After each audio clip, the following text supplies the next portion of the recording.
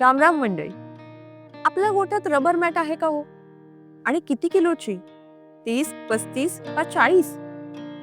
वजनदार मॅट म्हणजे चांगली मॅट असं तुम्हाला पण वाटतं का? चला तर मग आपण थोडी माहिती घेऊया. आपण गोठ्यात मॅट का टाकतो? कारण आपल्या गाईगुरांना उठबस करताना त्रास होऊ नये, त्यांच्या गुडघ्यांना इजा होऊ नये म्हणून.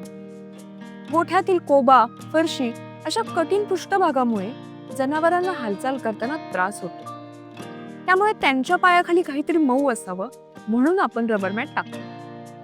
पण मग मॅटचं वजन जास्त म्हणजे ती मॅट चांगली असं समजून डोळे झाकून ती मॅट वापरायची का? मंडळी, डांबर व रेती यांचा वापर करून मॅटचं वजन वाढवलं जातं. नैसर्गिक रबराचे प्रमाण अत्यंत कमी ठेवून मार्केटमध्ये मिळणाऱ्या हलक्या दर्जाच्या भेसळयुक्त मटेरियल पासून मॅट बनवली जाते. यामुळे मॅटचं वजन वाढतं, पण त्यात नैसर्गिक मऊपणा राहत नाही.